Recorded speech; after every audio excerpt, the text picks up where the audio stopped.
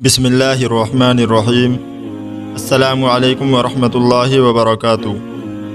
حضرت قتادہ رحمۃ اللہ علیہ فرماتے ہیں کہ عذاب قبر کے 3 حصے ہیں۔ ایک حصہ غیبت سے ہوتا ہے، ایک حصہ چغلی سے، اور ایک حصہ پیشاب سے نہ بچنے سے۔ حضرت حسن رحمۃ اللہ علیہ فرماتے ہیں کہ مسلمان کے دین میں غیبت کا اثر عاقلہ بیماری سے زیادہ خطرناک صورت میں رونما ہوتا ہے۔ جس طرح مرض عاقلہ پورے بدن انسانی کو گلا دیتا ہے، اسی طرح مرض غیبت دین کو چٹ کر جاتا ہے۔ مروی ہے کہ ایک شخص نے حضرت علی زین العابدین رحمۃ اللہ علیہ کے سامنے کسی شخص کی غیبت کی تو آپ نے فرمایا، خبردار غیبت مت کرنا، یہ عمل ان لوگوں کی غذا ہے جو انسانوں کی صورت میں کتے ہیں۔ ایک شخص نے حضرت حسن بصری رحمۃ اللہ علیہ سے پوچھا کہ میں نے سنا ہے کہ آپ میری غیبت کیا کرتے ہیں۔ آپ نے جواب دیا کہ میری نظر میں تمہاری اتنی قدر نہیں ہے کہ مفت میں اپنی نیکیاں تمہارے حوالے کر دوں۔ اسی طرح منقول ہے کہ ایک مرتبہ حضرت حسن بصری کو خبر ملی کہ فلاں شخص نے ان کی غیبت کی ہے، تو آپ نے غیبت کرنے والے کے پاس کچھ تازہ کھجوریں بھیجی اور کہلایا کہ تم نے اپنی نیکیوں میں سے کچھ حصہ مجھے ہدیہ کیا ہے، تو میں اس احسان کے بدلے میں کھجوریں بھیج رہا ہوں۔ اگرچہ یہ تمہارے احسان کا پورا بدلہ نہیں ہے، اس لیے معذور خیال فرمائیں۔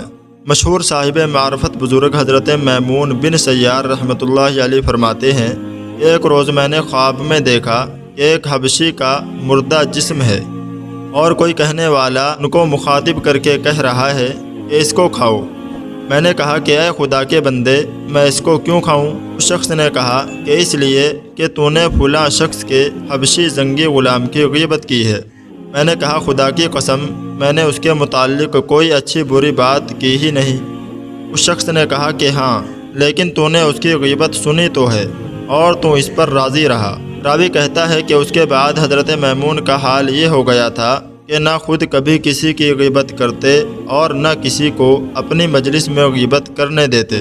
حضرت حاجی امداد اللہ صاحب مہاجر مکی نے فرمایا کہ غیبت زنا سے بھی بڑھ کر ہے۔ غیبت کے شدید تر ہونے کی وجہ یہ ہے کہ زنا گناہ باہی یعنی شہوت سے صادر ہونے والا ہے، اور غیبت گناہ جاہی یعنی تکبر سے نکلنے والا ہے۔ زنا کے صدور کے بعد نفس میں عاجزی پیدا ہوتی ہے کہ میں نے یہ خبیث اور گھنونا کام کیا، اور توبہ کی توفیق ہو جاتی ہے، اور غیبت میں مبتلا ہونے کے بعد آدمی کو ندامت تک نہیں ہوتی اور وہ توبہ سے محروم رہتا ہے۔ اس بنا پر غیبت کو زنا سے بھی بدتر فرمایا گیا ہے۔ اللہ تبارک و تعالی ہمیں غیبت کرنے اور سننے سے ہماری حفاظت فرمائے اور ہمیں اپنے تمام اعضاء کی حفاظت کرنے کی توفیق نصیب فرمائے۔